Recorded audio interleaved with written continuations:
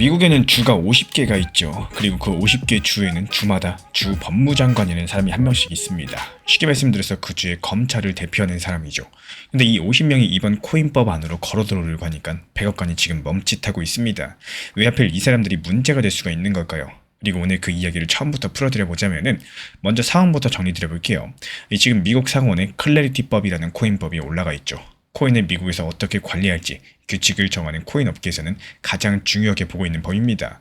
이미 1년도 전에 하원은 통과시켰고요. 이제 미국 상원의 문턱 하나만 남아 있습니다. 근데 이걸 겉으로 보면 지금 분위기가 이것보다 더 좋을 수가 없어요. 이 두 상원 의원이 그동안 발목을 잡던 문제 한 개를 합의했다는 소식이 나왔고요. 미국의 재무장관이 직접 나서서 지금 당장 표결해라 공개적으로 압박까지도 하고 있습니다.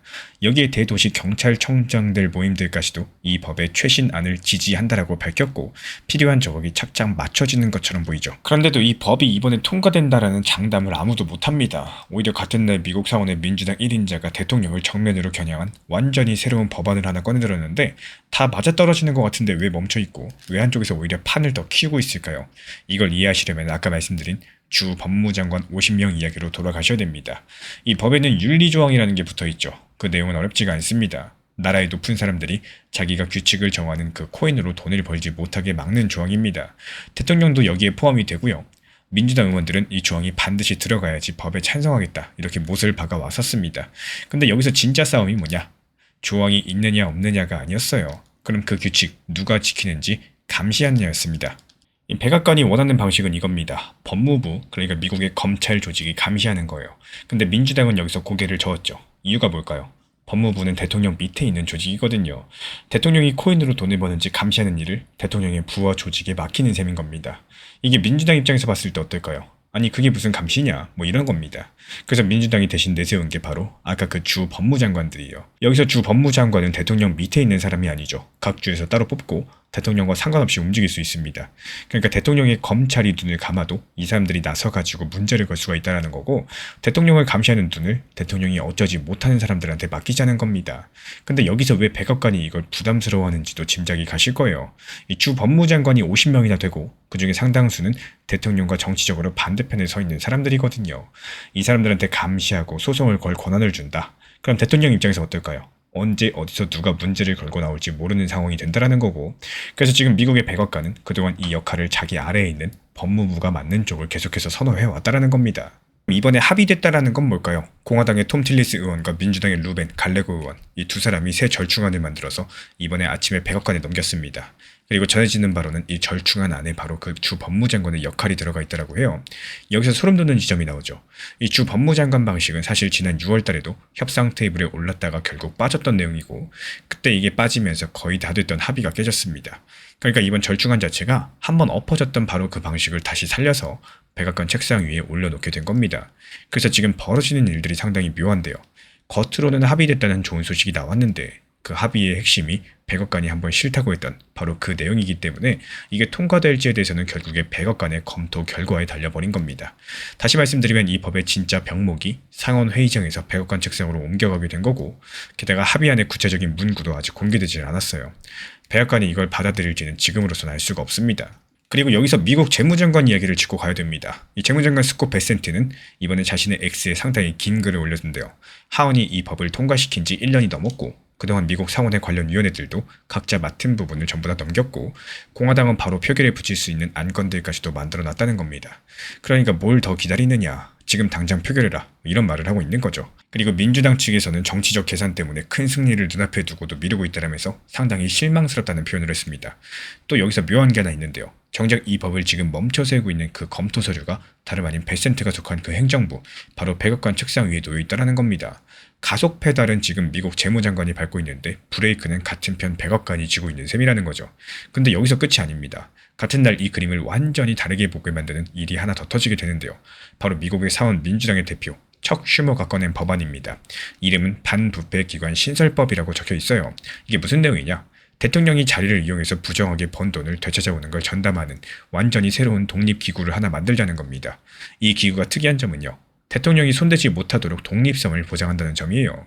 지금 여기저기 흩어져 있는 정부 감시기구 3곳을 하나로 묶고 대통령이나 그 가족이 부정하게 번 돈이 있다면 일반 국민은 물론이고 여기서도 또 주 법무장관이 앞장서서 소송을 걸어가지고 그 돈을 되찾을 수 있게 하자는 겁니다.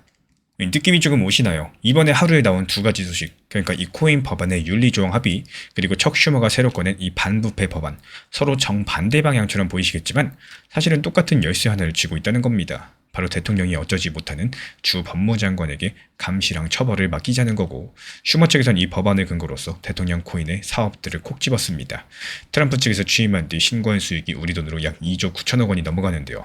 그 중에 상당 부분이 코인 사업에서 나온 거고요. 특히 외국 정부랑 연결된 코인 펀드 한 곳에서만 약 1조 4천억 원 넘게 들어가 있다는 게 이 법안이 문제 삼고 있는 지점입니다. 여기엔 대통령과 그 가족이 우리 돈 약 7천만 원이 넘는 선물을 받지 못하게 하는 막는 내용까지도 담겨 있는데요. 그래서 저는 이렇게 보고 있습니다. 이번에도 진짜 승부처는 상원 회의장이 아니라 미국 백악관의 책상이라는 거. 이 합의안의 핵심이 백악관이 6월달 한번 걷어찼던 그 주 법무장관 방식이라서 백악관이 이걸 순순하게, 그것도 며칠 안에 받아들이기는 쉽지가 않아 보입니다. 게다가 미국의 상원은 지금 대통령이 지명한 인사들 처리하고 또 러시아 제재법만 다루느라고 회의장 시간이 꽉 차 있습니다. 이 규칙상 이런 큰 법안들은 한 번에 하나씩만 다룰 수 있기 때문에 8월 초에 시작되는 휴일까지 남은 며칠 안에 이 클래리티 코인법 처리가 돌아올 여유가 별로 없다라는 거예요. 그래서 제가 바라보고 있는 그림은요.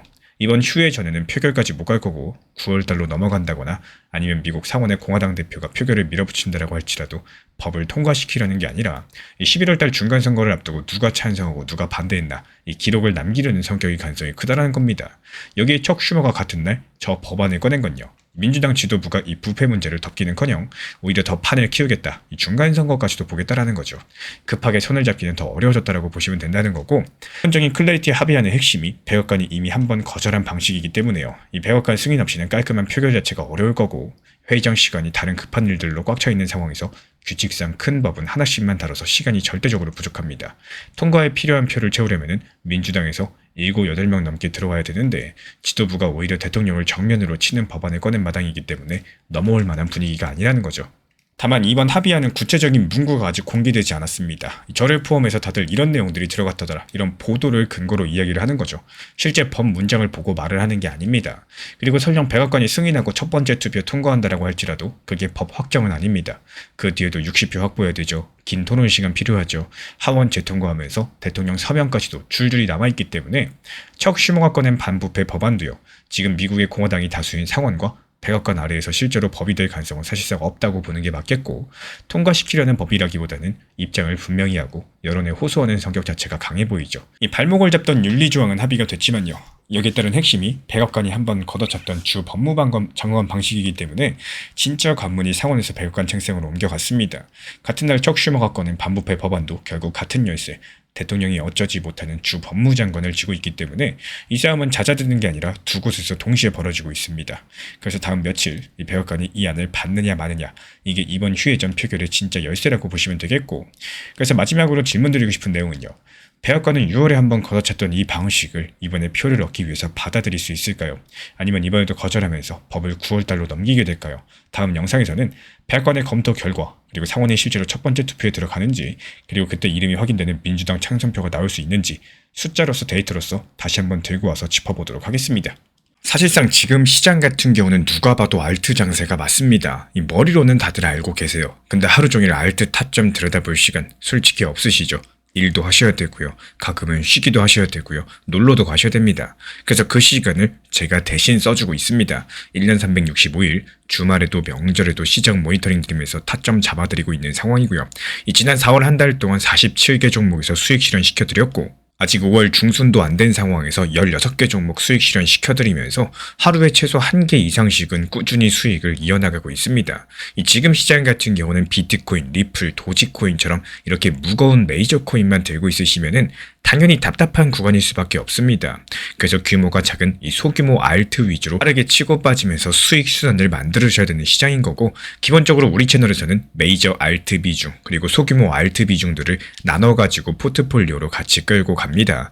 이 수익 타점 정보 커뮤니티 입장 원하시는 분들은 구독과 좋아요 눌러주시고 화면에 보이는 번호로 문자 신청 남겨주시면 입장 안내 바로 도움드리겠습니다. 제가 안내해드리고 있는 코인 신사 채널 멤버십 전용방에 대해서 짧게 설명드려 보도록 하겠습니다. 리플, 암호화폐 시장에 대한 중요한 이슈, 그리고 브리핑이나 시장의 흐름에 대한 전문적인 분석 내용 설명과 함께 차트상의 기술적 분석, 온체인 지표와 투자 심리에 대한 내용들을 같이 안내 도움드리고 있고, 가장 중요한 투자 심리를 컨트롤하기 위해서 포트폴리오의 구성에 대한 노하우, 투자 심리 컨트롤에 대한 내용도 같이 안내드리고 있습니다. 코인 신사 스터디 멤버십 가입하신 분들께서는 아래 번호 혹은 신청 링크 통해서 남겨주시면 제가 연락드리고 있고, 안내 설명과 함께 신사 채널 리플 전용 멤버십 방에도 입장 안내 설명드리고 있습니다.